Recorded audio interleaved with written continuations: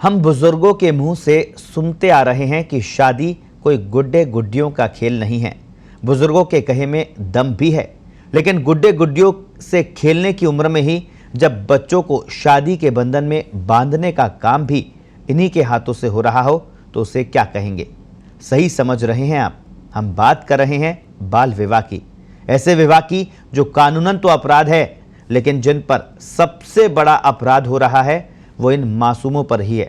कम उम्र में विवाह के तमाम खतरों के बीच मातृ एवं शिशु मृत्यु दर का सबसे बड़ा खतरा सामने आ रहा है।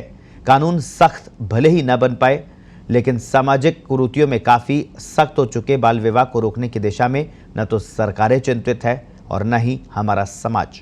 तभी तो आखा तीज के अबुझ सावे पर चोरी छिपे बाल विवाह की खबरें सामने आई। आखा तीज नहीं, कानून के डर से बच्चों के विवाह अन्य दिनों में भी होने लगे हैं ताकि किसी को भनक नहीं लगे। तो बाल विवाह कैसे अभिशाप बनता जा रहा है, देखिए इस खास रिपोर्ट में।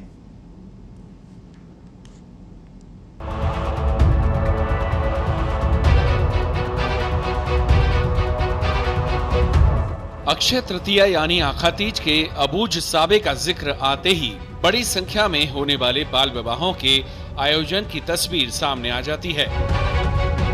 दुधमुहे बच्चों के फेरे लेने की तस्वीरें अब भले ही ज्यादा सामने नहीं आती, लेकिन चिंताजनक तथ्य यही है कि बाल विवाह रोकने के सरकारी दावों के बावजूद कम संख्या में ही सही आखा तीज जैसे अबूझ सावे में कानून को धता बताकर बाल विवाह करने वाले बने हुए हैं। बाल विवाह रोकने के लिए 1930 में कानून बनाने वाले हरबिलास शारदा के गृहनगर अजमेर में ही आखा तीज के अगले दिन मंदिर में धोख लगाने पहुंचे दूल्हों ने सरकार के उन दावों की पोल खोल दी जिसमें कहा गया कि कहीं भी बाल विवाह नहीं हुआ है। कानून कायदे कितने ही सख्त बना लो, कानून का उल्लंघन करने वाले रास्ता निकाल ही लेते हैं। एक दौर था जब बाल विवाह न केवल धड़ल्ले से होते थे, बल्कि हमारे जनप्रतिनिधि तक इन विवाह समारोहों में शामिल होते देखे जाते थे। राजस्थान में तो एक मंत्री को अपनी बेटियों का बाल विवाह करने पर इस्तीफा तक देना पड़ा था। लेकिन इसे सामाजिक जागरूकता कहें या कानून कायदों को लेकर सख्ती, अब बाल विवाह होते भी हैं तो चोरी छिपे। कहीं जिम्मेदार जानबूझकर आंखें मूंद लेते हैं तो कहीं रसूखदारों की शह पर कच्ची उम्र में ही बालक बालिकाओं को शादी के बंधन में बांध दिया जाता है। राजस्थान ही नहीं, देश भर में बाल विवाह की रोकथाम के लिए समय समय पर जागरूकता कार्यक्रम चलाए गए। इस दौरान शिक्षा का प्रसार भी खूब हुआ। ये सुखद संकेत है, अब परिजन खुद बाल विवाह के नुकसानों से अवगत तो है ही, कम उम्र में विवाह के खिलाफ आवाज उठाने वाली बच्चियों ने भी बाल विवाह रोकथाम की मुहिम को मजबूती दी है।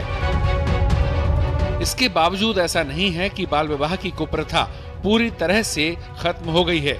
ऐसा भी नहीं है कि कम उम्र में बालिकाओं के विवाह से पनपने वाली स्वास्थ्यगत समस्याएं अब दूर होने लगी हैं।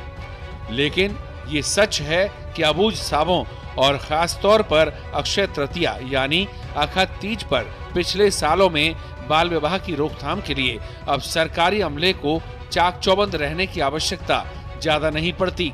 एक दौर था जब समूचे प्रशासनिक तंत्र के लिए इस सामाजिक कुरीति को रोकना काफी मशक्कत वाला होता था। कोविड संक्रमण के 2 साल के बाद ये पहला मौका है जब बाल विवाह के लिए बदनाम राजस्थान में बाल विवाह को लेकर सरकारी तंत्र को कहीं सख्ती नहीं करनी पड़ी। लेकिन अजमेर में बाल विवाह की जो तस्वीरें सामने आई हैं, उनको देखते हुए हमें सजग रहना होगा।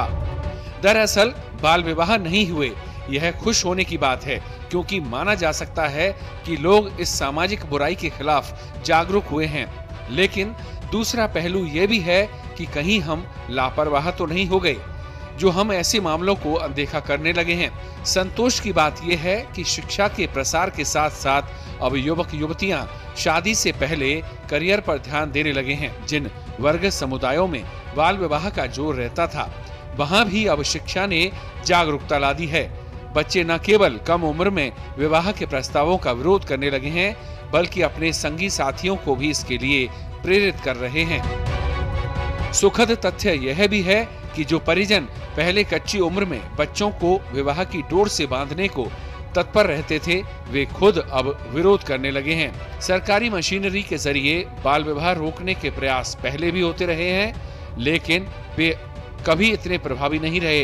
यह जरूर मानना होगा कि सरकारी जागरूकता अभियानों ने समाज पर जरूर अपना प्रभाव छोड़ा है। देश के भीतर खुश करने वाली इस तस्वीर को और बड़े स्तर तक ले जाने की जरूरत है, जिससे कोई भी बाल विवाह का शिकार न बने।